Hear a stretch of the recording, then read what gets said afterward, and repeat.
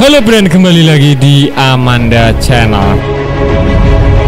Nah ini setelah Cina dongeng kaleng-kaleng protes kepada Indonesia, kini giliran Korea ikuti Jepang teriak-teriak kepada Indonesia dan minta ampun saking takutnya jika ini nanti diperpanjang oleh Presiden Jokowi. Brand, ya kalian tahu sendirilah, Brand, Indonesia menjadi sorotan internasional mulai dari Eropa, Asia, dikarenakan menyetop ekspor batu bara, ada nikel, ada biskuit, kan kasihan kan, Brand.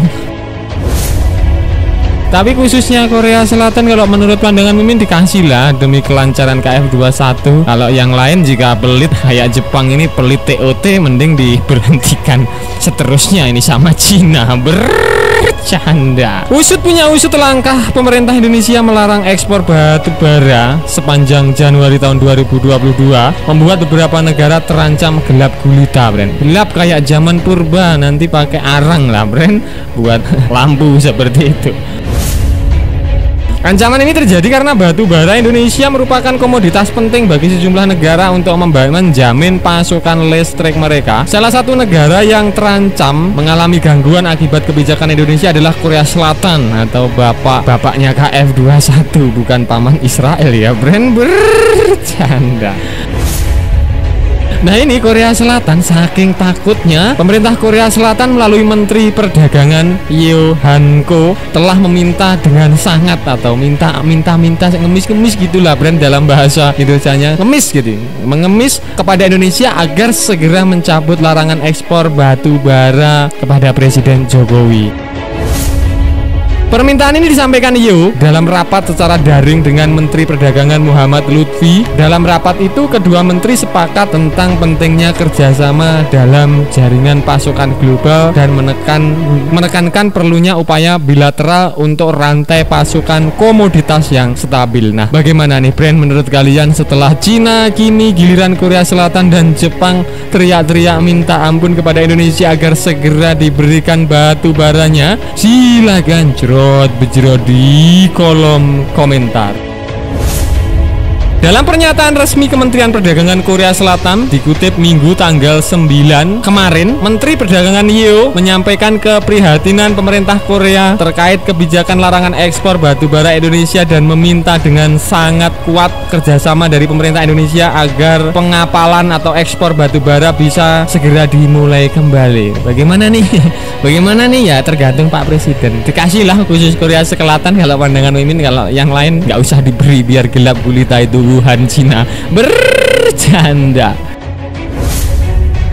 Desakan yang disampaikan negeri gingseng ini terjadi setelah sebelumnya Jepang menyampaikan permintaan serupa ke Indonesia melalui surat kabar dari Kedutaan Besar Jepang di Indonesia. Pemerintah negeri Sakura ini meminta agar batu bara berkalori tinggi yang biasanya tidak digunakan untuk membangkit listrik di Indonesia tetap bisa dikirim ke sana, Brand. Bisa kalian bayangkan, batu bara yang Jepang ini sampai ngemis-ngemis batu bara yang sortiran gitulah, Brand, dalam bahasanya, yang tidak dipakai bisa dikirim ke Jepang. Saking sulitnya, mau gimana, nggak bisa lah, Brand. Selama ini Jepang merupakan negara tujuan ekspor batu bara terbesar ketiga Indonesia setelah Cina dan India. Berdasarkan data dari Handbook of Energy of Economic Statistics of Indonesia tahun 2020, Indonesia mengekspor sebesar kurang lebih 27 juta ton ke Jepang pada tahun 2020 saja. Bisa kalian bayangkan, 27 juta ton. Kebayang itu berapa banyak kapal yang ngirim dalam satu tahun. Jumlah ini terbesar ketiga setelah ekspor Cina, yang sebesar ke Cina saja mencapai kurang lebih 128 juta ton, dan India kurang lebih ada 97 juta ton, Brand. Berdasarkan sumber yang sama, Korea tercatat sebagai negara tujuan ekspor batu bara terbesar keempat. Jumlah ekspor batu bara ke Korea per tahun 2020 mencapai 25 juta ton. Usut punya usut, larangan ekspor batu bara diputuskan pemerintah oleh Presiden Jokowi melalui Kementerian Energi dan Sumber Daya Mineral atau ESDM bagi pemegang izin usaha pertambangan atau IUP atau IUPK terhadap kegiatan operasi produksi sebagai kelanjutan operasi kontrak perjanjian dan PKP 2B. Sikap ini diambil sebagai dampak dari krisisnya pasokan batu bara untuk pembangkit listrik PLN dalam negeri dan pengembangan listrik swasta atau Independent Power Producer Producer atau IPP kalau tidak salah. Ini kemarin kepalanya PLN habis dipecat kan kalau nggak salah. Direktur Jenderal Mineral dan Batu Bara Kementerian Energi dan Sumber Daya Mineral (ESDM) Ridwan Jamaluddin mengatakan langkah ini harus diambil dan bersifat sementara guna menjaga keamanan dan stabilitas kelistrikan dan perekonomian nasional, khususnya ekonomi Indonesia. Diperpanjang juga boleh Pak, seperti itu. Kurangnya pasokan batu bara untuk pembangkit listrik di tanah air atau di Indonesia bisa mengancam pasokan listrik bagi kurang lebih 10 juta pelanggan PLN, mulai dari masyarakat umum hingga industri di Jawa, Madura, Bali maupun non Jamali atau non di luar Jawa, Madura, Bali brand. Ya, seperti itu ancamannya. Jika nekat diekspor, Jawa padam, rumah kalian padam gimana nih?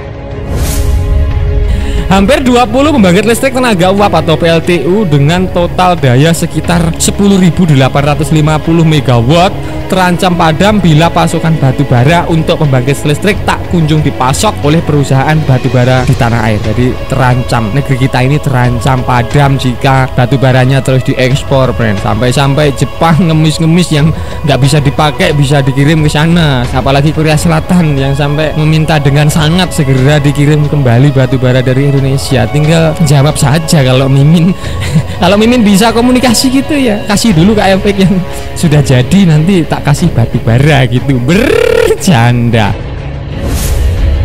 Nah, usut punya usut, setelah larangan Indonesia ini dikabarkan batu bara global harganya melonjak drastis. Harga batu bara global kian memanas mencapai level kurang lebih $196 per metrik ton di tengah kebijakan Indonesia melarang ekspor komoditas tersebut sejak tanggal 1 Januari kemarin.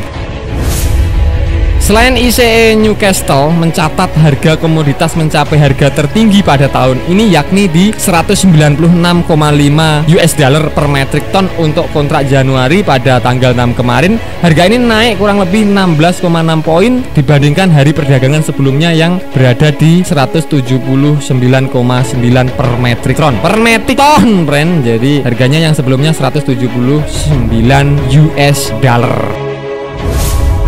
Nah, usut punya usut, dalam aturannya larangan ini akan berlangsung hingga tanggal 31 Januari mendatang. Langkah ini diambil oleh Kementerian Energi dan Sumber Daya Mineral (ESDM) seiring dengan menipisnya pasokan batu bara pada pembangkit listrik tenaga uap milik PLN Persero.